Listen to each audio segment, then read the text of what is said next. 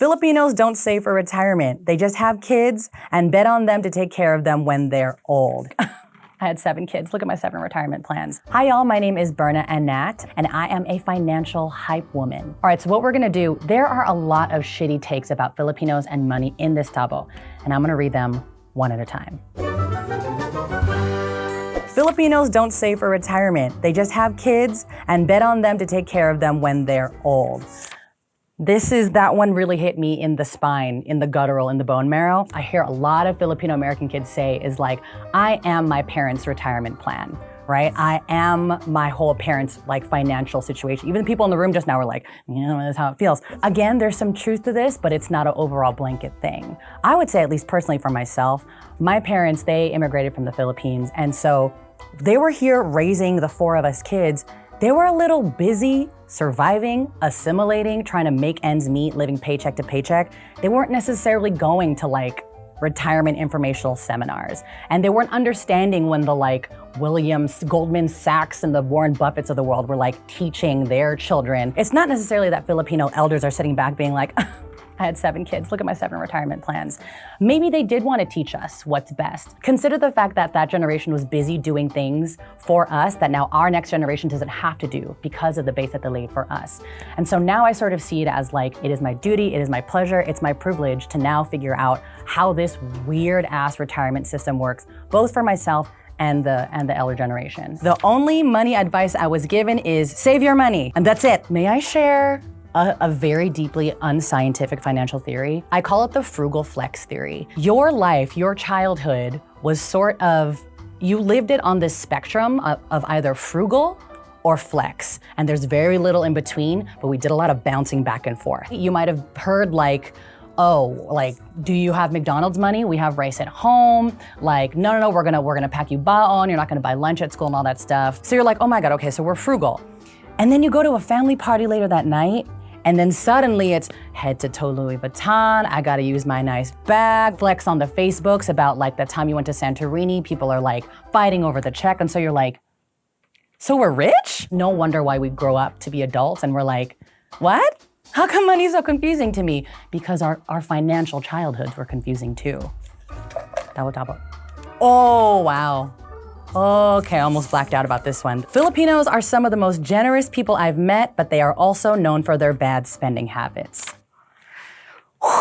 Listen, my therapist is here in the room. We are unpacking some trauma. So there are a couple things with this. I hate it when people say things to me like, oh, you're Filipino? Filipinos are so, insert literally anything. Filipinos are so gentle. Filipinos are so generous. First of all, we're not one giant monolithic group. There's so much nuance in our culture, just like any other culture. But when it comes to bad spending habits, let me tell you a story. So once upon a time, I was not financial hype woman. I was like a wee producer on this very small traveling kids show. We were in Singapore and we were doing a shoot with this very, very well-known celebrity chef who will remain nameless for now. And they're a woman of color too.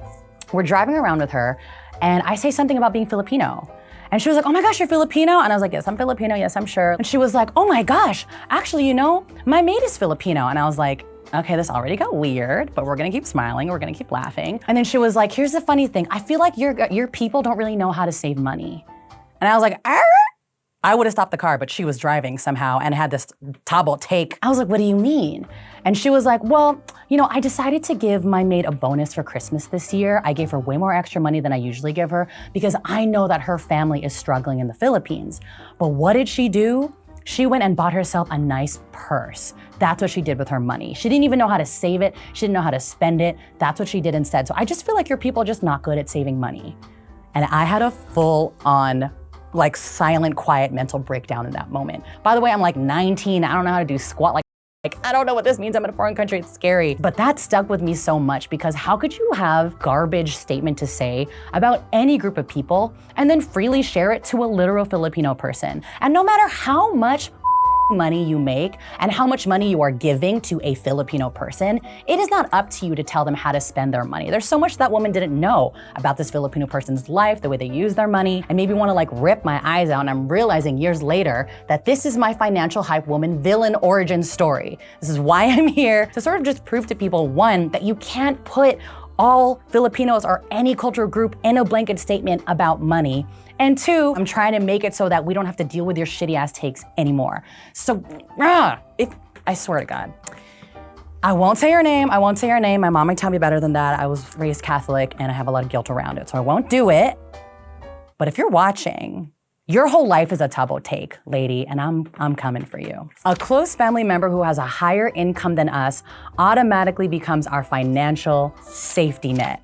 We're talking about somebody came up on some money, somebody married a white rich doctor, that's it, that's my ticket out. It's part of why there's that stereotype of our elders want us to be the doctor, want us to be the lawyer, want us to be the engineer. I feel like for us who feel that pressure, there's some resentment of just you just want me to be your ticket out of, again, this capitalistic hellscape. I feel like that take also comes from a place of I want you to be secure. That said, when you do get to that place, for example, now that I'm a financial educator, I've done some stuff, recorded podcasts, I got a book, there's a little bit of that random cousin coming out the woodwork.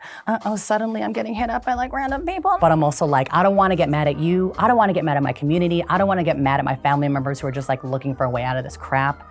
I want to get mad at the system. I want to get mad at the people in power who have put us in a situation such that when we see a family member succeeding, we might see some dollar bills in our eyes. I don't know if that's necessarily our fault, as much as it is the rich white men that I like to get mad at in general. So take that what you will. Filipinos spend so much time trying to save money by reusing plastic, not turning on the lights, and saving water, but they are not willing to learn financial literacy. Listen.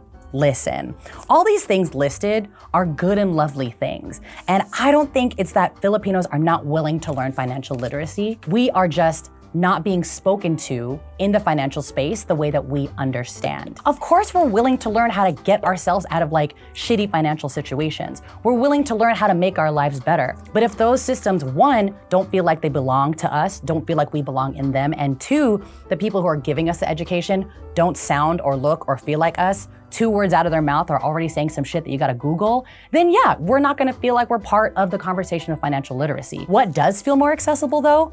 Reusing plastic, not turning the heat on in the house, chilling with the lights. I 100% don't think it's because we are stubborn or we are stupid or we're ignorant. It's because the education has not met us where we're at. That's what I'm trying to do after I wipe the sweat off my body from being so mad. Okay, final take. Let's see. Only trust a white financial advisor because Filipinos take shortcuts when it comes to money. This makes me mad. I have seen so many people come to me and be like, Berna, I want to have a financial advisor. I don't know though if I trust people who live like us and work like us because I want it to be right. And I'm like, what do you mean right? They're like, I just want to make sure that my money is safe. Again, this points to this deep distrust we have with ourselves and with these financial education systems, these financial institutions. But why do we inherently trust old white financial advisors? This is very much a thing I've seen. Why do they have to be the right ones? When you look around, all the financial advice we've been given or shoved down our throats have been from the Warren Buffetts, have been from the Dave Ramseys. We're told and fed that the only people who are good at money are these older white guys who are at the top of these financial institutions. That's so false. I think when you're looking for a financial advisor, financial help, it's so important that you find someone who lives and works and feels like you, because money is incredibly personal. Money is so deep within our traumas. It's deep within our culture. Knowing what I know about the financial education system, I would run screaming from a white financial advisor. Personally, I need someone who's handling my money to know what money means to me culturally, what money means to us historically. This is a shitty take and I hate it. You really should be going for folks who feel like you in any part of your life, including with your money.